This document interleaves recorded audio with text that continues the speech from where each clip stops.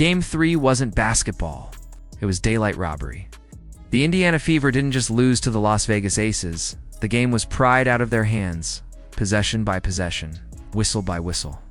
Inside Gainbridge Fieldhouse, 17,000 fans witnessed a spectacle that left them outraged. Not because their team played poorly, but because their fight was overshadowed by officiating.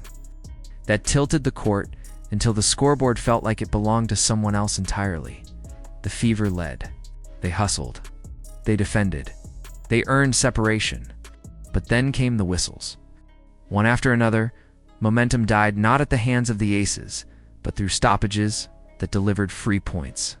A'ja Wilson, through elbows, extended her legs on illegal screens, and initiated collisions that somehow resulted in fouls called against Indiana. Aaliyah Boston battled like a warrior in the paint, only to watch her challenges erased by referees who wouldn't even acknowledge Stephanie White's attempts to review. Clips of the chaos spread across social media like wildfire. Fans broke down every foul, every flop, every ignored elbow, and the narrative became unavoidable. This wasn't a game the Aces earned. It was a game they were handed. And that's the tragedy, because buried beneath the controversy was one of the most courageous performances of the postseason. Lexie Hull, the Fever's relentless wing, turned in a career-defining night that should have been remembered as her signature moment. Fighting through pain, she nearly flipped the game by herself. But instead of headlines celebrating Hull's grit, the story got lost under the avalanche of whistles that tilted the game toward Las Vegas. From the very start of this series, the imbalance was obvious. In Game 1, Indiana's defense was punished while Vegas seemed gifted the free throw line as a second home. The Fever played with physicality, but every possession ended with Aces shooting freebies. Indiana still crushed them in that opener, silencing the so-called dynasty with discipline and composure. But the foul count already foreshadowed what was coming. By Game 2, the pattern grew louder. Every trip down the floor was chopped apart by stoppages. Stephanie White herself called it out, admitting afterward that it was impossible to find rhythm with whistles blowing every 10 seconds. Offense is about timing, spacing, flow, and the officials made sure Indiana had none of it. Then came Game 3, the ugliest chapter yet. The defining sequence arrived in the third quarter.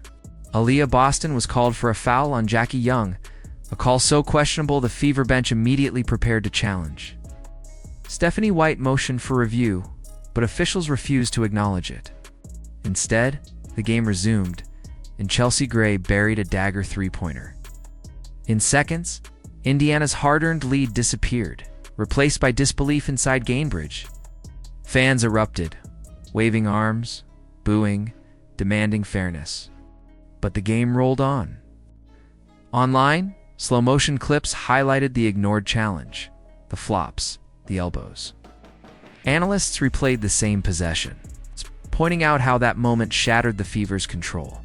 This wasn't just a swing and score. It was a swing in spirit. When a team plays their heart out, creates separation, sees it vanish because they aren't even allowed to challenge. That's not competition, that's interference. And yet Indiana didn't fold, because Lexie Hull refused to let the night be remembered only for bad calls. She shouldn't have been out there at all. After aggravating her back in Game 1, she entered Game 3 as questionable. Warm-ups showed stiffness. Fans braced for limited minutes, but what they got was a performance that will echo in franchise history. Hull played through pain and put up numbers that looked like they belonged to a star in peak health. 16 points, 10 rebounds, 4 assists, 2 blocks, and a steal. She shot 6 for 10 from the field, including 3 three-pointers that kept Indiana alive every time Vegas threatened to pull away. Those shots weren't just points, they were lifelines. Each three sent Gainbridge into chaos, a roar so loud it drowned out the officiating for a moment. And those rebounds? They were battles. Hull dove onto the floor, fought against taller defenders, twisted her injured body into plays most players would avoid. Cameras caught her wincing, clutching her back, and still sprinting into box-outs. It was raw, undeniable grit. The kind of playoff moment that cements legacies, but what should have been a celebration of toughness turned into a footnote because the game itself spiraled into controversy. Meanwhile, the so-called superstar on the other side had one of her worst games of the season.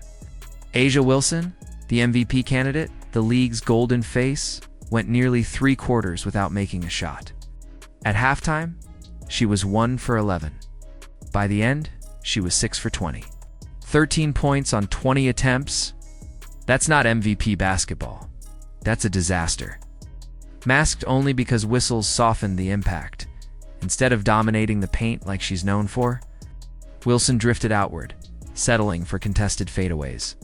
Every time she tried to post up, Aaliyah Boston forced her into awkward angles, denying her rhythm. Boston smothered her, forced turnovers, and turned every rebound into a war zone. Stat sheets may show Wilson's rebounds and blocks, but the truth is clear. Indiana bottled her up. Boston's defense was textbook. Wilson wasn't unstoppable. She was contained. And yet, despite Wilson's struggles, the Aces still won. That's what burns Fever fans the most. Jackie Young stepped up with 25 points. Chelsea Gray added 15 steady ones, and others chipped in just enough. Combined with officiating that erased Indiana's edge, it was enough to tilt the game back toward Vegas. Even the media narrative felt insulting. Instead of crediting Boston for locking Wilson down, coverage padded Wilson's line by praising her rebounds or all-around impact. It downplayed the truth. Without whistles, and without her teammates bailing her out, this game would have exposed Wilson as thoroughly beaten. Instead, it was spun as survival. That's why this loss feels hollow. The Fever didn't get beaten by Vegas's talent. They got beaten by conditions tilted against them. Indiana built a lead, controlled the tempo, and played defense strong enough to put the Aces in panic mode. And then, in wave after wave, officiating stripped them of the reward. But here's the part that Vegas should fear. The series isn't over. Game 4 shifts the stage back to Gainbridge Fieldhouse, and this time the Fever know exactly what they're up against. They aren't just facing the defending champions. They're facing officials who have already proven willing to interfere. And they're facing the weight of every fan in Indianapolis who feels robbed by what they saw in Game 3. Gainbridge isn't a neutral court. It's an amplifier.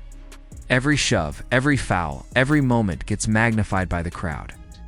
17,000 people erupting on every whistle isn't something referees can ignore. A foul missed on Boston and Vegas is just another possession.